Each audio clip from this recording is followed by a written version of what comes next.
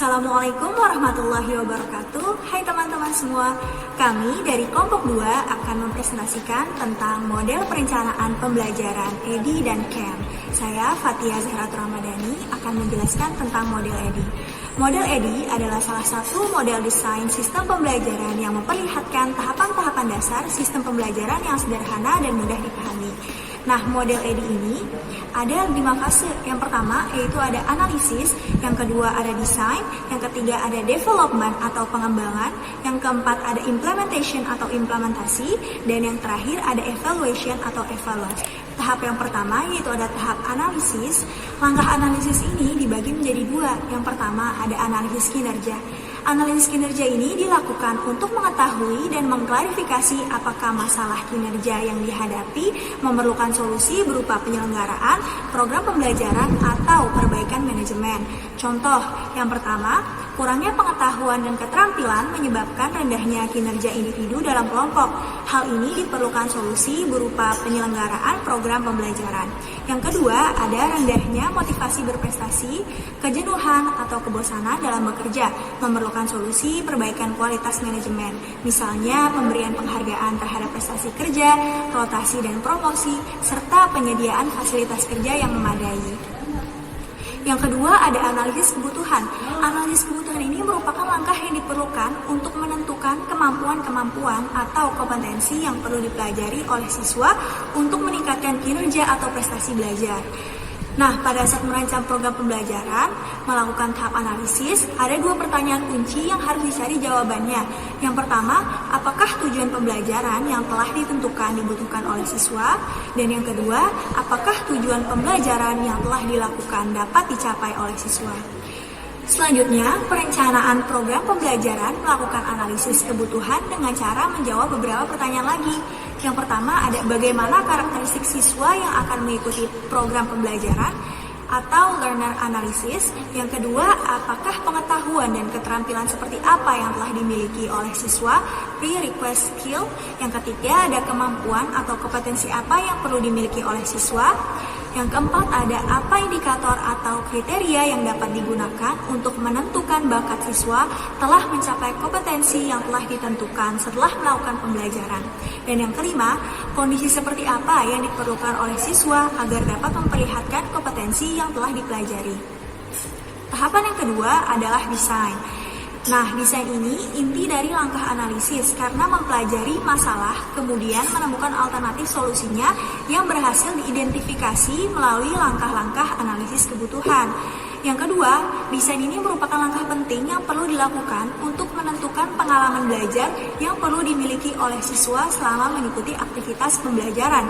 Yang ketiga, langkah yang harus mampu menjawab pertanyaan, apakah program pembelajaran dapat mengatasi masalah kesenjangan kemampuan siswa atau tidak.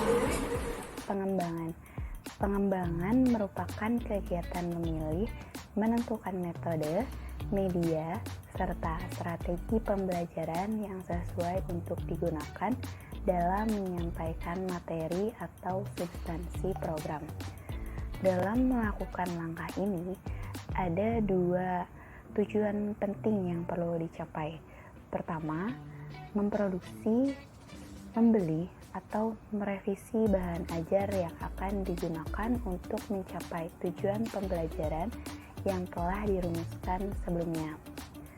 Yang kedua, memilih media atau kombinasi media terbaik yang akan digunakan untuk mencapai tujuan pembelajaran. Implementasi merupakan langkah keempat dari model desain sistem pembelajaran EDI. Tujuan utama dari langkah ini yaitu pertama, membimbing siswa untuk mencapai tujuan atau kompetensi. Kedua, menjamin terjadinya pemecahan masalah atau solusi untuk mengatasi kesenjangan hasil belajar yang dihadapi oleh siswa.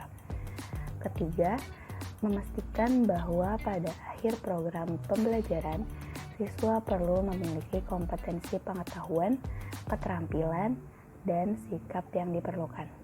Selanjutnya, evaluasi. Evaluasi adalah sebuah proses yang dilakukan untuk memberikan nilai terhadap program pembelajaran. Evaluasi terhadap Program pembelajaran bertujuan untuk mengetahui beberapa hal, yaitu pertama, sikap siswa terhadap kegiatan pembelajaran secara keseluruhan. Kedua, peningkatan kompetensi dalam diri siswa yang merupakan dampak dari keikutsertaan dalam program pembelajaran. Yang ketiga, keuntungan yang dirasakan oleh sekolah akibat adanya peningkatan kompetensi siswa setelah mengikuti program pembelajaran. Kelebihan model ini yaitu mudah dipelajari, sederhana, dan sistematis. Model ini memiliki 5 komponen yang saling berkaitan dan sistematis. Artinya, model ini harus digunakan secara sistematik dan tidak bisa diacak dalam penerapannya. Karena model ini bersifat sederhana dan terstruktur secara sistematis, maka lebih mudah dipahami oleh pendidik. Kekurangannya di tahap analisis model ini memerlukan waktu yang lama dalam pengerjaannya. Pendidik harus menganalisis siswa terlebih dahulu untuk membagi menjadi 2 bagian, yaitu analisis kebutuhan dan analisis kerja. Karena dalam tahapan ini sangat menentukan berjalannya proses tahapan desain pembelajaran selanjutnya. Selanjutnya adalah model CAM. Job eCam berasal dari California State University di San Jose. CAM mengembangkan model desain instruksional yang paling awal bagi pendidikan. Model CAM memberikan bimbingan kepada para siswanya untuk berpikir tentang masalah-masalah umum dan tujuan-tujuan pembelajaran. Model ini juga mengarahkan pengembang desain instruksional untuk melihat karakteristik para siswa serta menentukan tujuan-tujuan belajar yang tepat. Langkah berikutnya adalah spesifikasi pelajaran dan mengembangkan pretest dari tujuan-tujuan yang telah ditetapkan. Selanjutnya adalah menetapkan strategi dan langkah-langkah dalam kegiatan belajar mengajar, serta sumber-sumber belajar yang akan digunakan. Selanjutnya, materi atau konten kemudian dievaluasi atas dasar tujuan-tujuan yang telah dirumuskan. Langkah berikutnya adalah melakukan identifikasi dan revisi berdasarkan atas hasil-hasil evaluasi. Pentingnya pembahasan ini yaitu agar kita bisa memahami bagaimana model pembelajaran menurut CAM sehingga dapat diterapkan dalam proses pembelajaran di kelas. Perencanaan desain pembelajaran model CAM dapat digunakan pada tingkat sekolah dasar, sekolah lanjutan, maupun perguruan tinggi. Desain pembelajaran model CAM ini dirancang untuk menjawab 3 pertanyaan, yakni yang pertama, apa yang harus dipelajari siswa? Yaitu tujuan dari pembelajaran. Yang kedua, apa atau bagaimana prosedur dan sumber-sumber belajar apa yang tepat untuk mencapai hasil belajar yang diinginkan. Ada kegiatan, media, dan sumber belajar yang digunakan. Yang ketiga, bagaimana kita tahu bahwa hasil belajar yang diharapkan telah tercapai. Nah, itu dari evaluasi. Kemudian, langkah-langkah model pembelajaran Jerome eCam adalah sebagai berikut. Yang pertama, menentukan tujuan secara umum yang ingin dicapai dalam proses pembelajaran. Yang kedua, membuat analisis tentang karakteristik siswa. Hal ini dimaksudkan untuk mengetahui latar belakang pendidikan dan sosial budaya siswa dalam mengikuti pembelajaran, serta mencari langkah-langkah yang sekiranya perlu diambil. Yang ketiga, menentukan tujuan instruksional secara spesifik, operasional, dan terukur. Dalam hal ini, guru dapat menyusun terhadap pemilihan materi atau bahan ajar yang sesuai. Yang keempat, menentukan materi atau bahan ajar yang sesuai dengan tujuan instruksional khusus yang telah ditentukan atau dirumuskan. Yang kelima, guru melakukan tes awal pada siswa. Hal ini bertujuan untuk mengetahui dan mengukur tingkat kemampuan awal yang dimiliki siswa terhadap pelaksanaan proses belajar mengajar yang akan dilakukan. Dengan demikian, guru dapat mengetahui lebih awal kemampuan siswa. Yang keenam, pemilihan strategi belajar mengajar, sumber belajar, dan media pembelajaran yang tepat, efisien, ekonomis, praktis, dan mudah didapat di sekitar. Yang ketujuh, menentukan sarana dan prasarana sebagai faktor penunjang kegiatan pembelajaran yang akan dilaksanakan. Yang kedelapan, atau yang terakhir, melakukan evaluasi. Dalam hal ini, siswa diberi tes berupa soal esai maupun isian, dengan tujuan untuk mengetahui tingkat keberhasilan siswa dan mengukur keefektifan metode atau strategi yang telah digunakan. Desain pembelajaran model CAM. Model desain sistem pembelajaran ini akan membantu pendidik sebagai perancang program atau kegiatan pembelajaran dalam memahami kerangka teori dengan lebih baik dan menerapkan teori tersebut untuk menciptakan aktivitas pembelajaran yang lebih efektif dan efisien.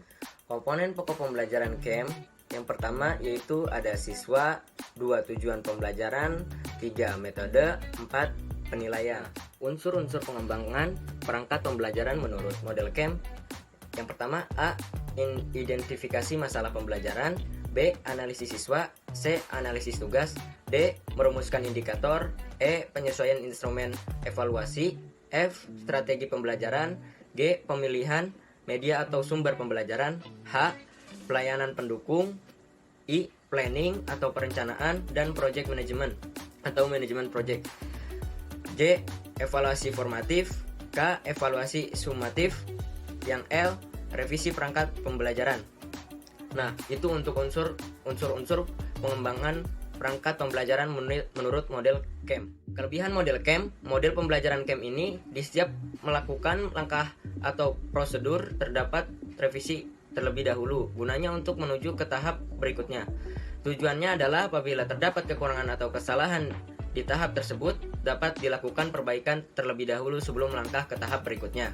Nah, jadi untuk model kelebihan CAM ini, apabila kita terdapat kesalahan atau kekurangan, itu bisa diperbaiki dulu sebelum melangkah ke prosedur selanjutnya, ke tahap selanjutnya. Kekurangan model CAM. Model pembelajaran CAM ini agak condong ke pembelajaran klasikal atau pembelajaran di kelas. Oleh karena itu, peran guru di sini mempunyai pengaruh besar karena mereka dituntut dalam rangka program pengajaran, instrumen, evaluasi, dan strategi pembelajaran. Demikian yang dapat kami presentasikan, kurang lebihnya mohon maaf, semoga bermanfaat. Wassalamualaikum warahmatullahi wabarakatuh.